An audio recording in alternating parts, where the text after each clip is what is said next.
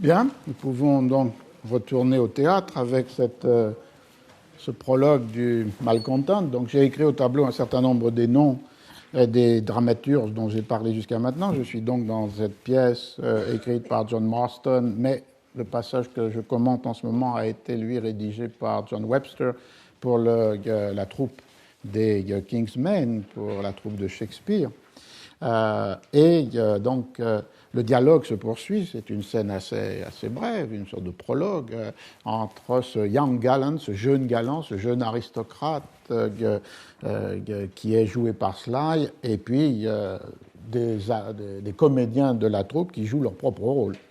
Et alors, la conversation en vient sur cette chose qui est ce transfert d'une pièce, d'une troupe qui la possédait, The Children of the Chapel Royal, au théâtre, à la compagnie du roi. Alors Sly, mais comme le jeune aristocrate, dit « Mais j'aimerais savoir comment vous avez découvert cette pièce, Condell.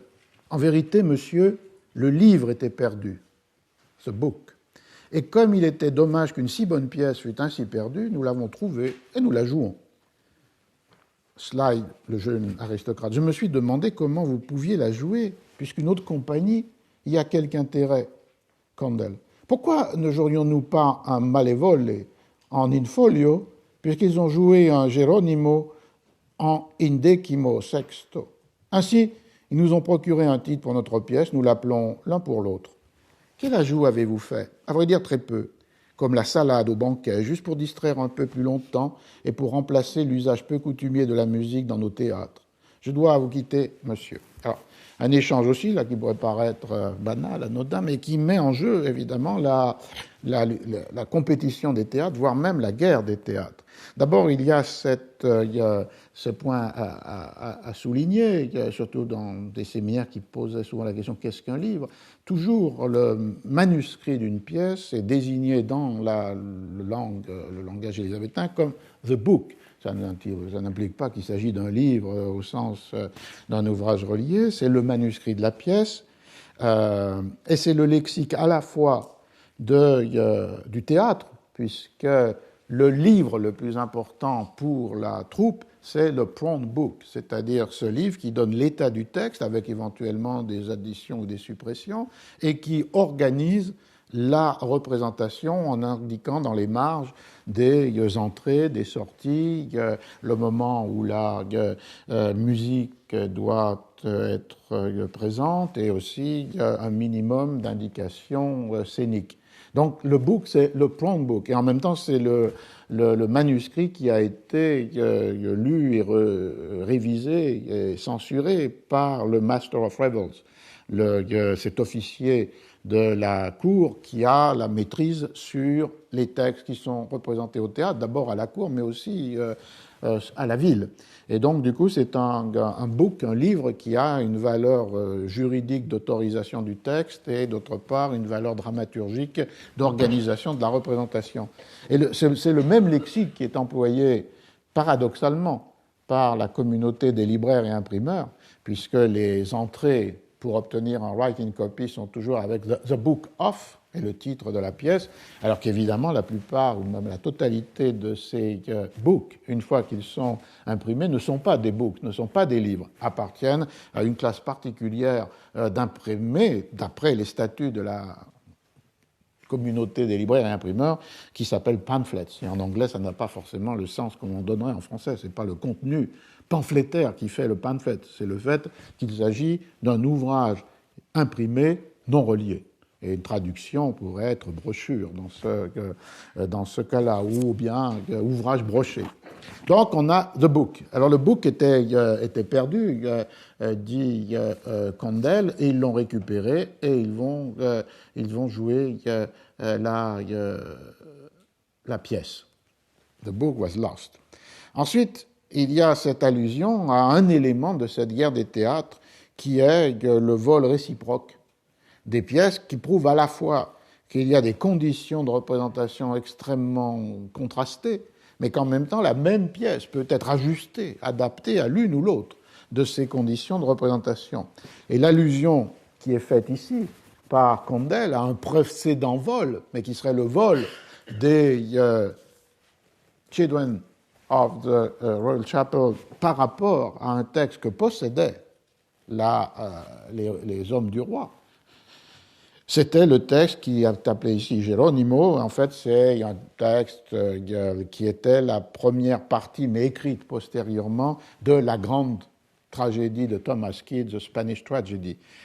C'est un texte écrit au début du XVIIe siècle avec pour titre The First Part of Geronimo with the Wars of Portugal, la première partie de Geronimo avec les guerres du Portugal, et qui est une suite dans l'écriture et une première partie dans la narration de cette pièce de Thomas Kyd, et dont il semble, à suivre ce que dit Condell, que les Blackfriars s'étaient emparés alors même qu'elle appartenait au répertoire des comédiens du roi.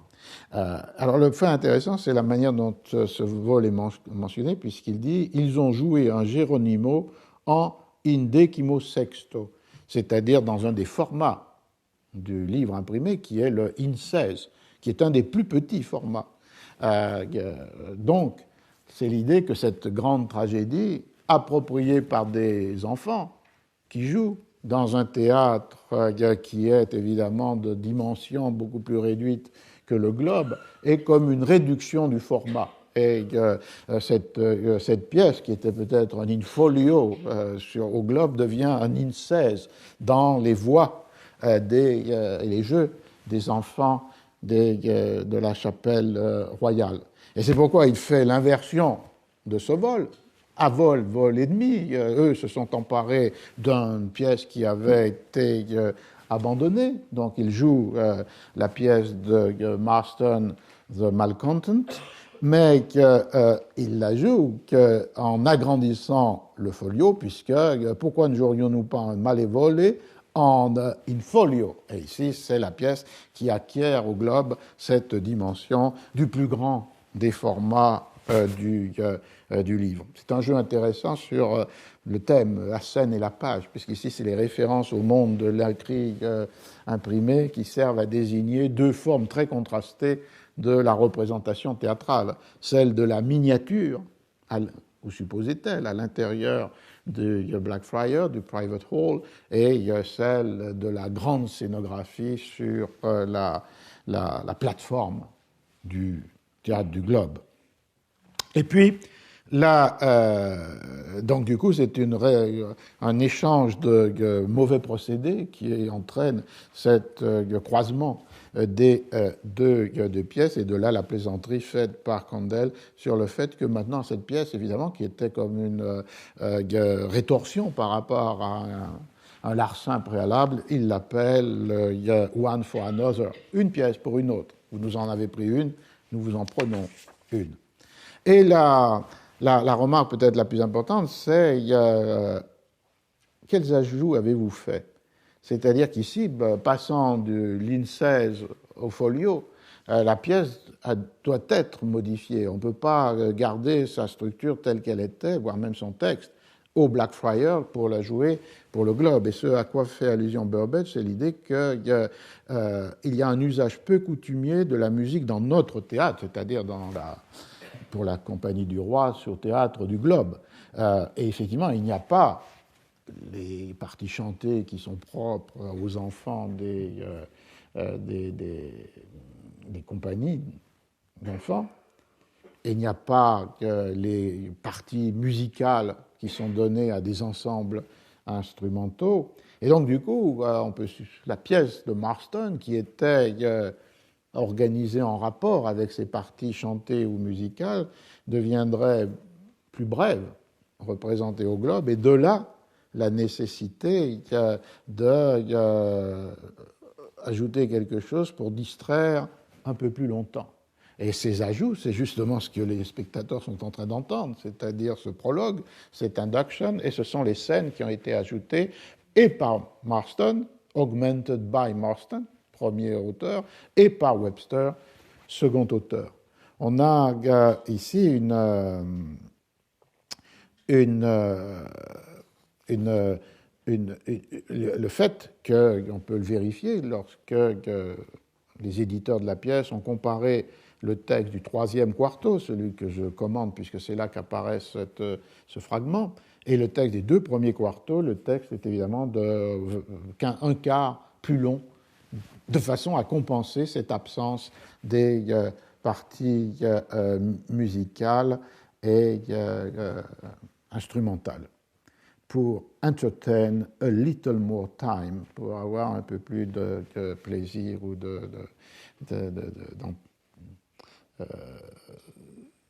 distraction plus longuement.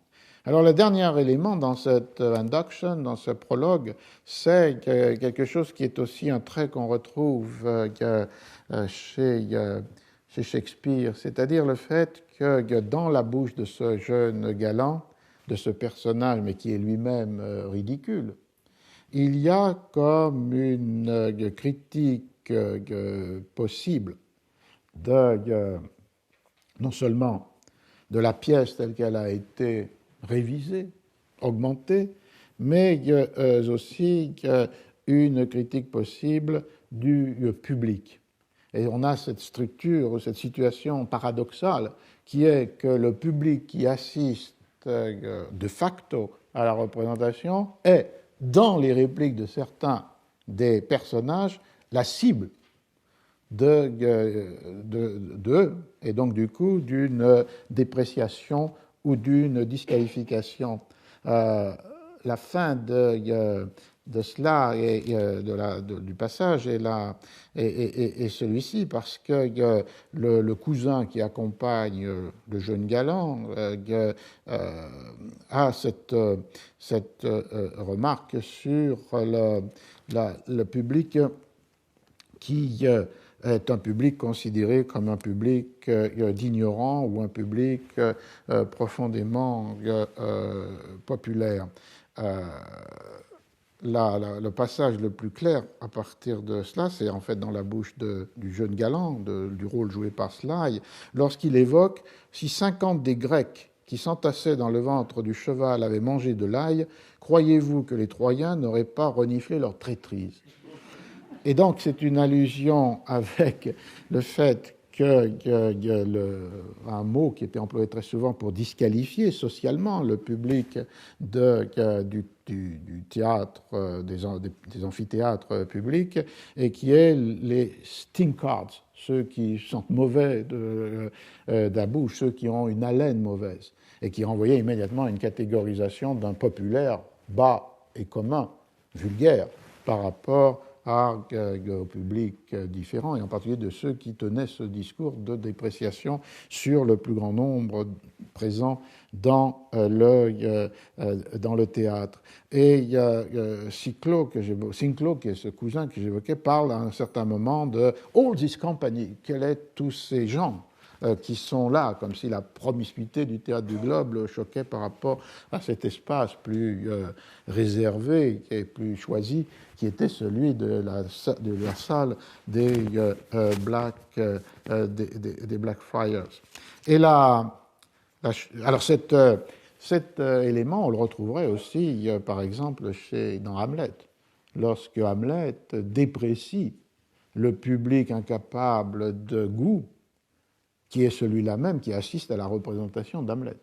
Et donc là, le jeu ici est tout à fait subtil, en particulier permet de briser avec l'idée que Hamlet soit Shakespeare, je veux dire dans tous les parties où Hamlet développe un art poétique, quand il explique aux comédiens comment il faut jouer les pièces, lorsqu'il leur impose un certain nombre de règles. J'évoquais ce passage de critique des improvisations. Est-ce que c'est ce que pense Shakespeare du théâtre, ou est-ce que c'est ce qu'il met dans la bouche d'un ancien étudiant de Wittenberg qui est à distance de cette forme de distraction populaire? C'est là la question. Et donc, du coup, il y a cette situation de mise en abîme paradoxale de la dénonciation d'un public populaire devant un public qui, lui, est le public populaire qui est dénoncé. La fin de cette petite scène est intéressante parce que Sly pose la question slide jouant le rôle du galant. N'avez-vous pas un prologue? Évidemment, puisqu'ils viennent de le faire, mais n'avez-vous pas un prologue? Oh, pas le moindre, monsieur, dirait, répond un des acteurs. Voyons voir, je vais improviser, dit Sly, qui représente le jeune aristocrate. Allons-y, et tirant notre révérence des bras et des jambes, soyons directs avec eux, c'est-à-dire avec les personnes qui entrent au théâtre. Gentilshommes, je voudrais pour l'amour des dames que vous ayez tous des coussins moelleux. Gentes dames, je voudrais pour l'amour des hommes que vous soyez debout plus à votre aise. Que désirer de plus que la pièce à présent? Et ce désir va être immédiatement comblé. Et là aussi, la fin fait basculer la réplique du Young Gallant qui se dément lui-même dans un registre qui est celui d'un registre grivois, que la traduction ne rend pas complètement, dans la mesure où le texte anglais, c'est « Gentlemen, I could wish for the woman's sex, you had all soft cushions ». Bon, quelle est l'allusion de ces coussins doux qui vont être agréables aux dames? « And gentlewomen, I could wish that for the men's sake, you had all more easy standings ». Et là, le standings n'est pas exactement que vous soyez debout plus votre aise. On peut penser que ce qui doit être érigé est d'un ordre différent. Et donc, à vrai dire, il y a là un registre qui est très paradoxal, puisque c'est au nom de cette distinction affirmée contre ce théâtre populaire que ce jeune galant, comme ceux qui notent les plaisanteries souvent grossières, obscènes, des clowns, en quelque sorte déroge à sa propre affirmation de conditions sociales. Alors pour rester dans ce séminaire, dans ce cours avec Marston, on peut penser à un autre texte de lui qui va nous permettre de poursuivre cette analyse où les rapports entre la scène et la page sont situés à l'intérieur des tensions entre l'écoute et la lecture, ou entre le populaire et le distingué, ce qui dans la langue espagnole siècle d'or serait la distinction entre el discreto ou lo discreto, ce qui est de l'ordre du jugement éclairé, lettré, érudit, et le vulgo, c'est-à-dire ce qui relève de l'immédiate du populaire. Alors, dans cet autre texte, c'est aussi un avis au lecteur qui est donné dans une autre pièce publiée 2 ans plus tard, en 1606, qui s'appelle The Parasite Taster or the Faune, le faux parasite ou le faune. Et je peux lire le passage dont il est question ici. C'est une pièce qui n'est pas reprise dans le volume de la Pléiade du théâtre élisabétain. Si quelqu'un venait à demander pourquoi je fais imprimer une comédie qui ne vit guère que par la voix de lecteur, whose life rests much in the actor's voice, faites-lui savoir que c'est parce que la publication en est inévitable, que les choses soient claires et qu'on ne m'en tienne pas rigueur, je suis moi-même l'éditeur de mon propre ouvrage. Donc on revient ici sur l'idée de l'absolue nécessité de publier soi-même pour ne pas être publié par les autres. Ce qui est une figure rhétorique proprement exagérée, puisque, comme je le disais, selon David Scott Castan, seulement 20% des pièces ont eu une édition imprimée, et selon Brooks, dans un autre livre, 36%. Donc, il y a, c'est un thème que j'ai abordé dans un autre lieu, un immense continent perdu des pièces de théâtre du temps élisabétain et des premiers Stuarts, qui par certains aspects pourraient être imaginés ou comparés avec le continent perdu des œuvres de l'Antiquité qui n'ont jamais été copiées au Moyen-Âge et qui sont donc perdues ou bien copiées à Bagdad et qui sont donc perdues à jamais. Donc il y a sûrement une exagération dans cette idée that it cannot avoid publishing. C'est aussi une façon pour le dramaturge de se donner une grande importance, puisque même sachant sans doute cet immense continent de pièces qu'ils ne seront jamais publiées, dire que la sienne serait nécessairement publiée est une façon de auto-célébration. Ensuite, le texte continue et nous permet de voir comment, de nouveau, Marston va manier une sorte de métaphore qui met en jeu la vie et l'absence de vie. Lecteur, sache que j'ai moi-même parcouru l'exemplaire que tu as sous les yeux, afin de remédier aux insuffisances de la précédente édition qui était fautive. Cela dit, on m'a tant bousculé que quelques erreurs s'y sont glissées tout de même. Je compte sur ton discernement pour y remédier. Les comédies sont composées pour être déclamées, non pour être lues. La vie de ces ouvrages, je te le rappelle, consiste dans l'action.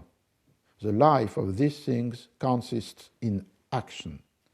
Et on a ici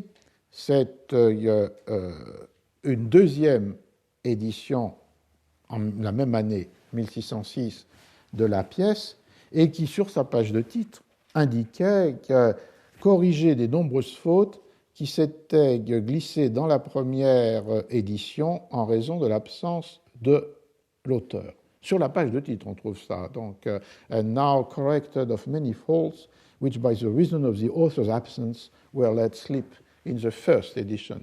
Donc, dans cette seconde édition, il y a à la fois une nouveauté, une innovation, qui est que l'auteur a perused the copy, il a lu avec précision l'exemplaire imprimé de façon à corriger ces erreurs qui, de nouveau, sont imputées évidemment à l'atelier typographique, à l'absence de l'auteur qui n'a pas pu contrôler la publication, et qui ajoute ce motif: je compte sur ton discernement pour y remédier, en s'adressant au lecteur. Le mot ici, thy discretion may amend.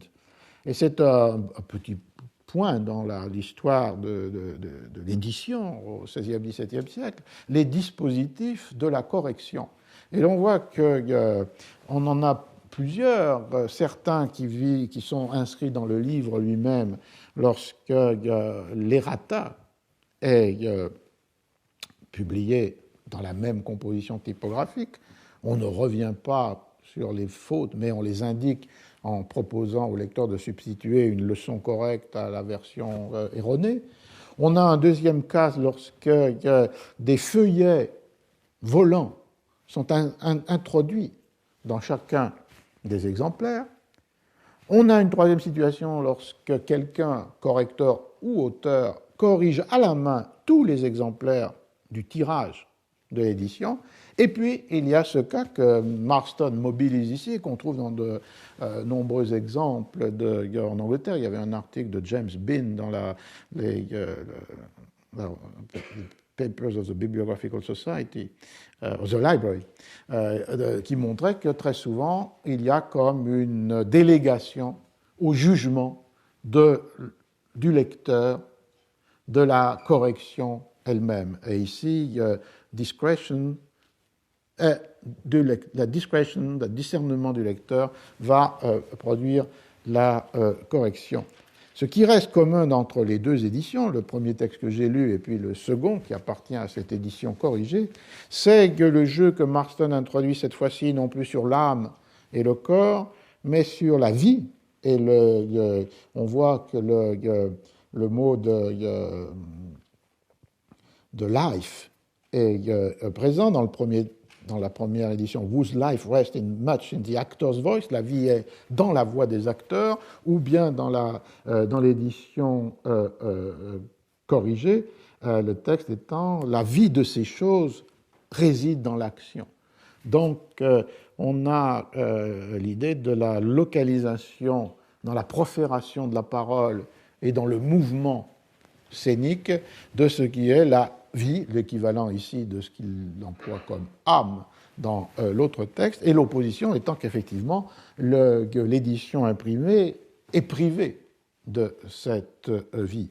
Elle est caractérisée par l'absence de vie. Et c'est donc à travers ces jeux métaphoriques de l'âme et du corps, de la vie et de l'inertie, qu'on peut construire cette représentation de l'opposition entre la scène et la page, et qui pourtant est une opposition qui est surmontée, puisque nous disposons d'éditions imprimées des pièces de théâtre.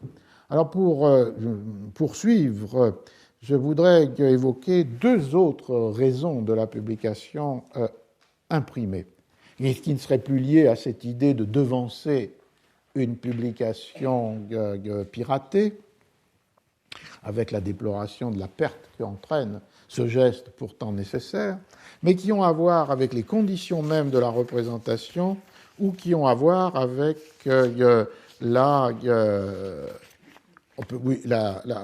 durée de la représentation. Alors les conditions mêmes de la représentation, on trouverait un exemple spectaculaire de cela dans un texte de John Webster, et qui est un avis au lecteur pour une de ses pièces qui s'appelle The White Devil, le diable, le démon blanc. C'est une pièce de 1612, texte que j'avais évoqué déjà au premier cours, mais qui mérite une analyse beaucoup plus précise, et pas seulement pour ce passage. Alors, il s'adresse au lecteur, to the reader.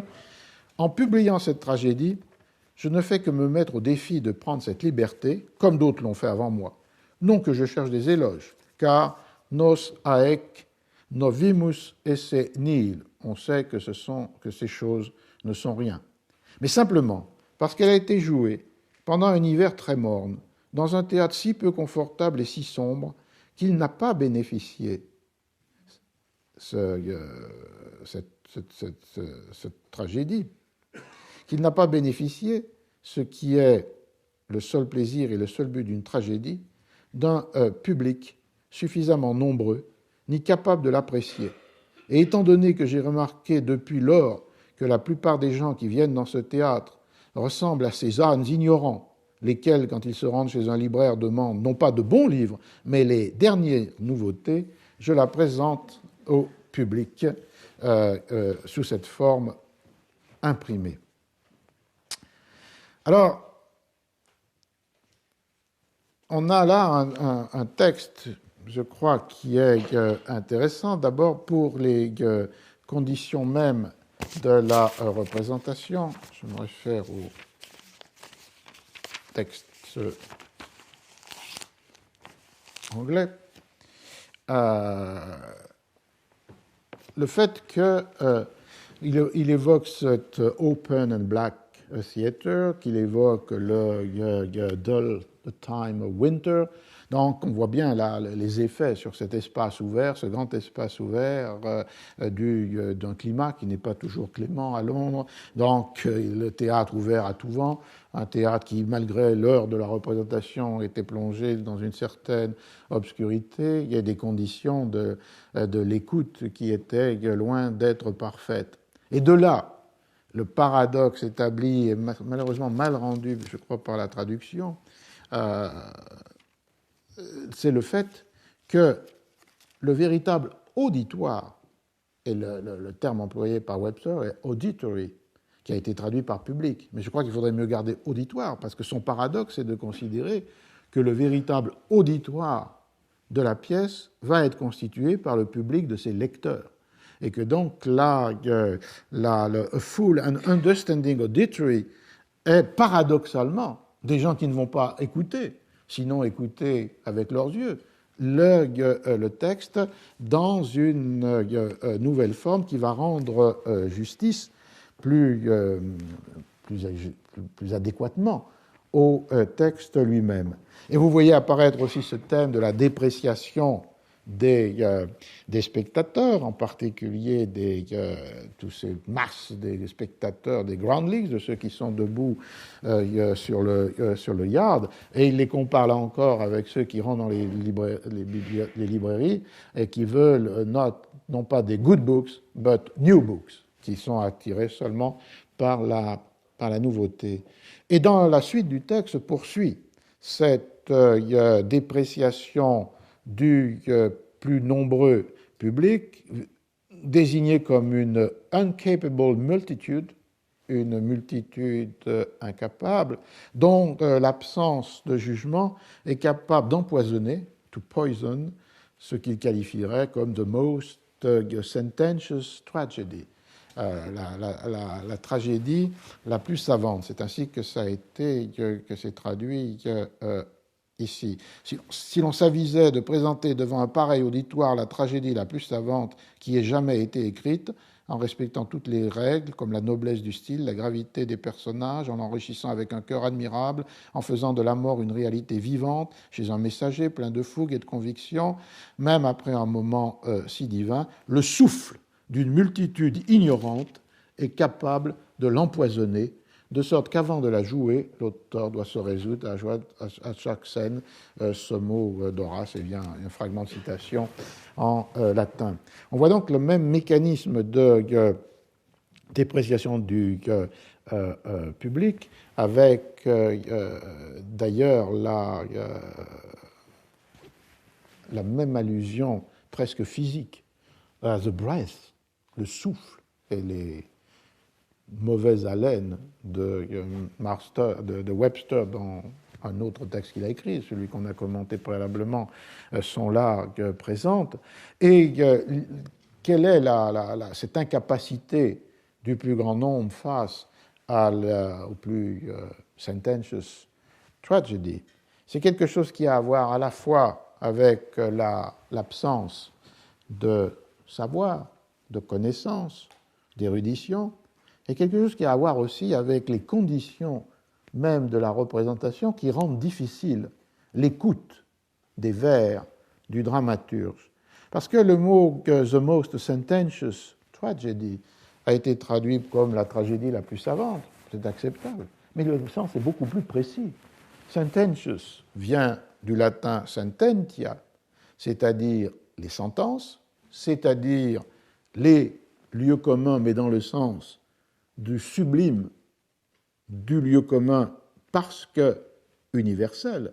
Et ce que le lecteur va pouvoir saisir et percevoir, c'est comment dans cette tragédie qui raconte une intrigue, une histoire, sont présents des vers qui sont autant de sententiae, de sentences, de maximes, de lieux communs universels, qui peuvent, à l'écoute, surtout dans ce théâtre ouvert à tout vent, ne pas être perçus, et qui, d'autre part, peuvent dépasser les capacités faibles de jugement de cette incapable multitude.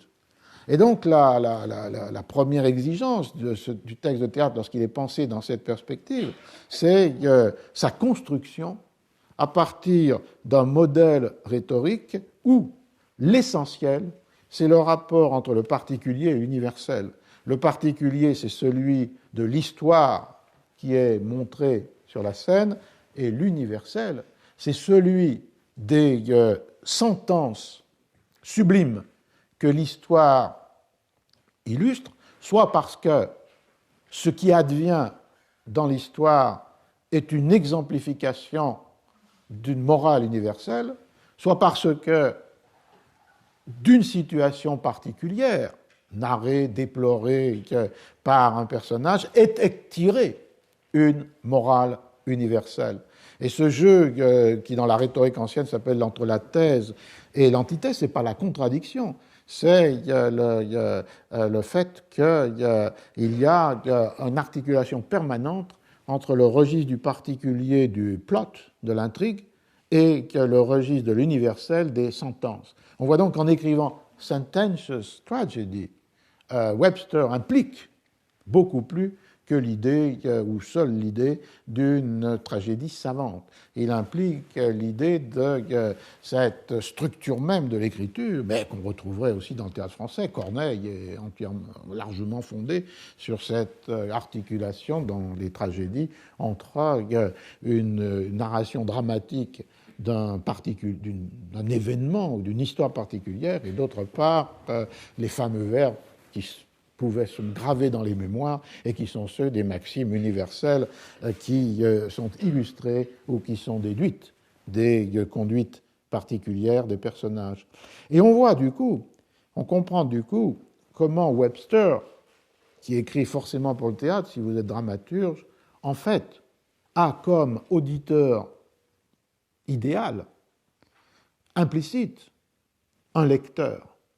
On le voit par le fait aussi qui, dans les éditions imprimées, sont frappants. D'une part, une abondance de citations latines non traduites, mais qui peuvent aussi se rencontrer dans les textes, mais qui se rencontrent dans les préliminaires encore plus, comme s'il y avait là une connivence entre le lecteur lettré qui va reconnaître la citation, l'auteur et l'œuvre, sans qu'on ait à donner quelque référence que ce soit, et parfois même des citations latines qui sont tronquées, comme si le lecteur suppléait par sa connaissance aux fragments qui n'ont pas été donnés.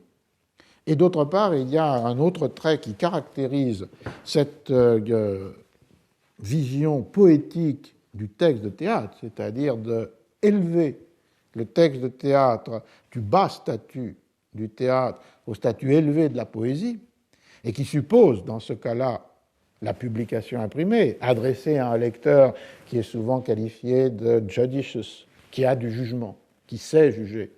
C'est le fait que dans les éditions des pièces de ces dramaturges, on a ce que l'on appelle continuous printing, c'est-à-dire le fait que les vers sont distribués sur la page comme dans le cas d'un poème, même si un vers correspond à deux répliques. Si un personnage dit le début et qu'un autre dit la fin. Dans une présentation différente, on a des décrochages. Dans la présentation du continuous printing qui tente à assimiler typographiquement la pièce au poème, il y a la régularité de la distribution typographique par la régularité des vers, même s'ils correspondent à des répliques différentes. De là, on a une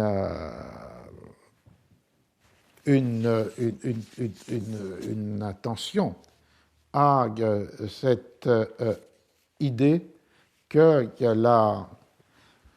la lecture rend justice à ce qui est la composition même du texte, et que le lecteur est celui qui saura lire le poème là où d'autres n'assistent, n'écoutent, ne voient que the play, que la pièce. Cette analyse de ce texte du White Devil, du démon blanc de Webster, a comme conséquence un double partage. Il y a d'abord un premier partage qui est le partage entre les dramaturges qui se pensent eux-mêmes comme des poètes érudits et d'autre part les dramaturges qui sont des compagniemen, qui écrivent pour la troupe, pour la scène, pour l'oralité. Les premiers s'inscrivent dans une durée différente, qui est celle de la gloire et de l'éternité. Les seconds s'inscrivent dans la durée nerveuse et chaotique des demandes des troupes pour les représentations quotidiennes. Alors, Webster, qui évidemment se rend lui-même dans la première des catégories, le manifeste à travers une petite histoire. À ceux qui se plaignent que j'ai mis du temps à finir cette tragédie, je confesse que je n'écris pas avec une plume d'oie à deux ailes, et que s'ils tiennent absolument à voir là un défaut, je leur répondrai comme Euripide à Alcestide, un auteur de tragédie, objectant qu'Euripide n'avait composé que 3 vers en 3 jours, alors que lui, Alcestide, en avait écrit 300. Celui-là se vit répondre par Euripide, « Tu dis vrai, mais voici quelle est la différence entre nous. Les tiens ne seront lus que pendant 3 jours, alors que les miens le seront pendant 3 générations. » Et donc on voit là à la fois la revendication de la lenteur de la composition par rapport à l'empressement, l'idée d'une survie du texte à sa première existence par rapport à l'éphémère, à la vulnérabilité, à l'obsolescence des textes écrits à la hâte. Et puis, on voit que la lecture chez Euripide est la clé. Tes vers shall only be read for 3 days, whereas mine shall continue 3 ages. Le jeu sur days and ages. Et donc, du coup, la lecture devient le critère du jugement et non pas la représentation. On voit qu'on est très loin de mon point de départ, c'est-à-dire le texte de théâtre n'existe que par la performance.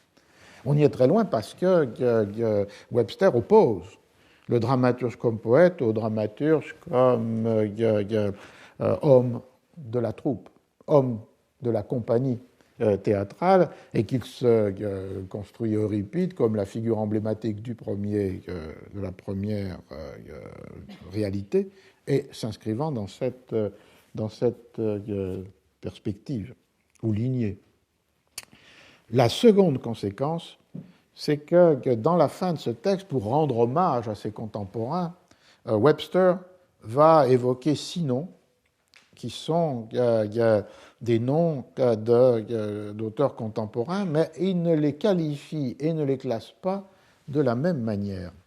La critique a partie liée avec l'ignorance. En ce qui me concerne, j'ai toujours eu la meilleure opinion du travail des autres, particulièrement du style plein et élevé de maître Chapman, des œuvres élaborées et intelligentes de maître Johnson, des compositions non moins bonnes de l'excellent maître Beaumont et de maître Fletcher, parce que le terme c'est master dans chacun des textes. Enfin, ce n'est pas les dénigrer que de les citer en dernier, de l'heureuse et abondante production de maître Shakespeare, maître Dekker et maître Heywood, espérant que ce que j'écris pourra être lu selon les mêmes critères.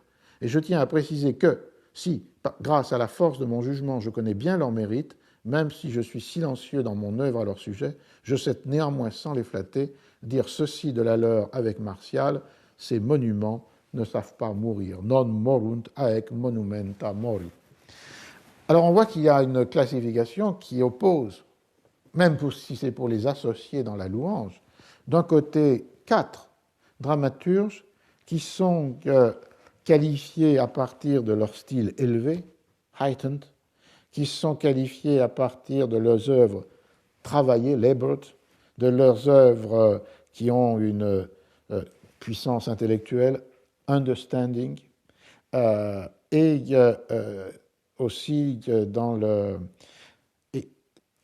Et qui, du coup, sont à la fois proches des anciens parce qu'ils font du théâtre un genre poétique, et certains d'entre eux sont proches des anciens parce que ce sont des traducteurs des anciens, de Homère et de Horace. C'est le cas de Chapman. Les traductions d'Homère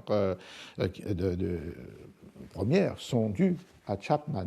Et donc ce sont des dramaturges lettrés, des dramaturges érudits, des dramaturges savants, et dont Webster identifie séparément les mérites, même si c'est pour leur appliquer les mêmes catégories et qui ont à voir avec l'élévation du style. Et ensuite, il évoque 3 noms sans les séparer, ensemble, Shakespeare, Dekker, Heywood, et ici qui sont loués pour leur happy and copious production, c'est-à-dire la réponse à la demande du quotidien du théâtre. Copious renvoie à la copia, à l'abondance, à la grande production. Et c'est un fait que dans ce cas, ce qui est évoqué, ce sont les traits communs entre ces 3 dramaturges, William Shakespeare, Thomas Heywood et Thomas Dekker. Tous sont des hommes très liés avec le théâtre la troupe de théâtre. Shakespeare n'écrit que pour les King's Men. Dekker écrit fondamentalement pour la troupe des Prince's Men. Ils sont aussi très liés au théâtre dans la mesure où Shakespeare est un propriétaire, acteur et auteur dans la compagnie à laquelle il appartient. Le fait que Dekker, comme je l'ai dit, est très étroitement lié à Philip Henslowe, qui lui passe commande pour un très grand nombre de pièces. On en a trouvé 45 dans le livre de contes de Henslowe.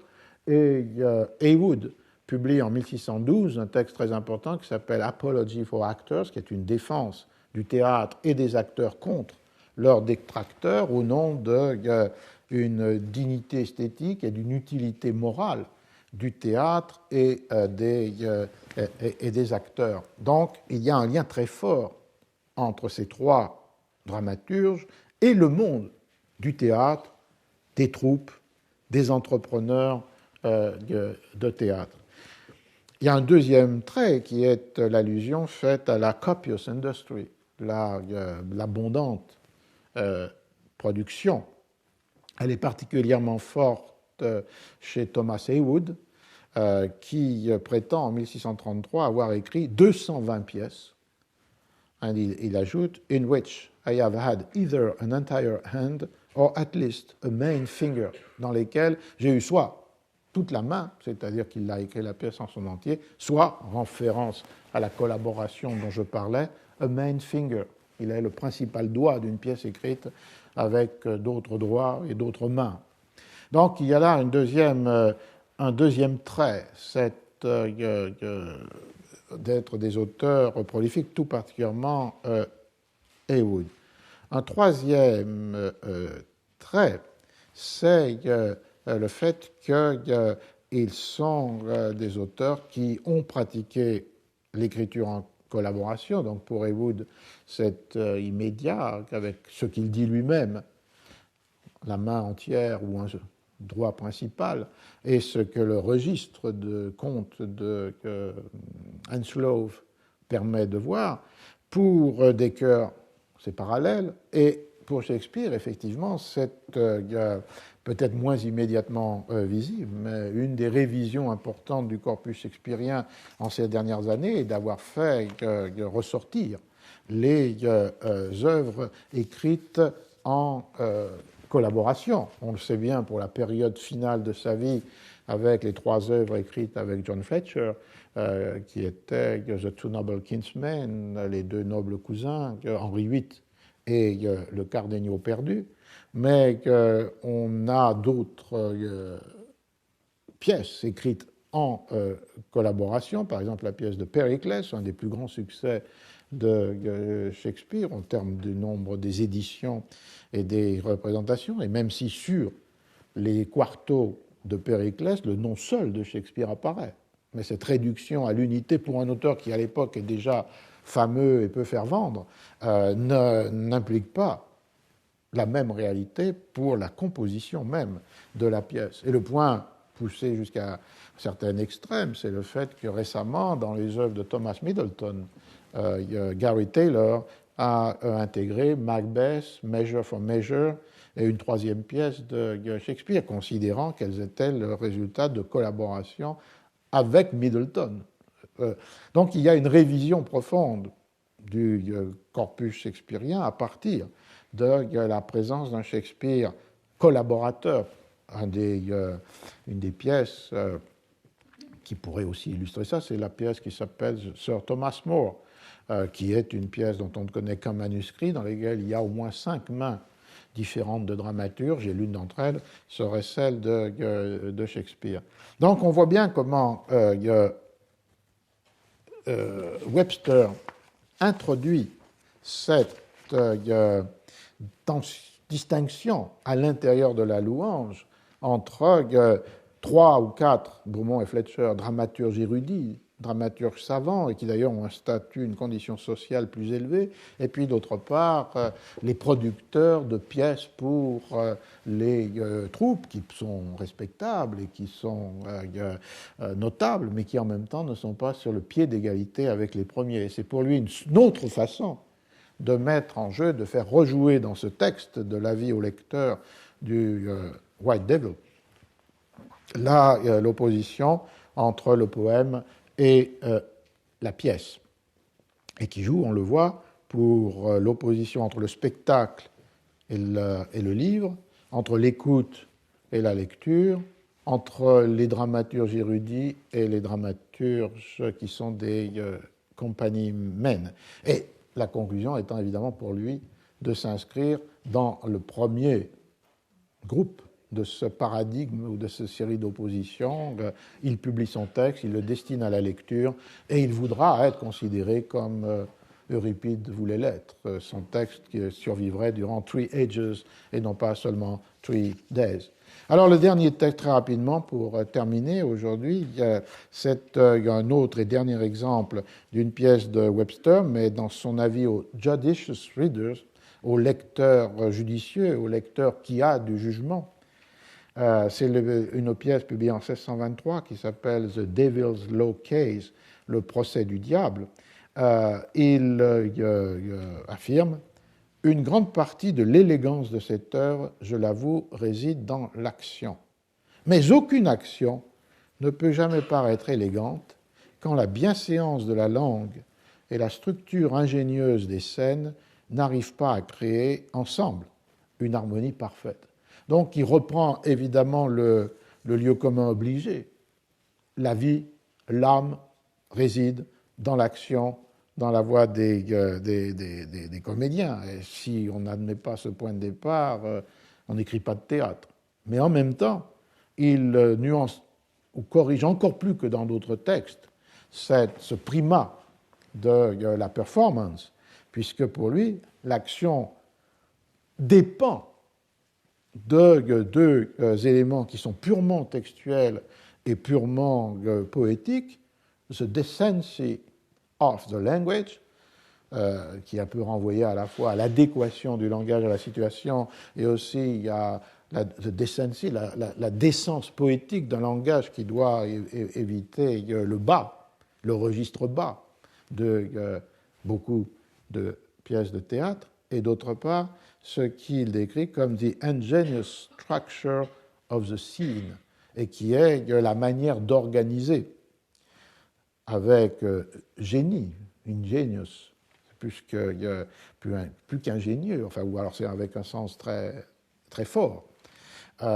cette manière d'organiser, il emploie ce mot structure of the scene, et qui est d'organiser la totalité de la pièce d'une manière qui va rendre compréhensible et judicieuse l'action dite et faite par les acteurs.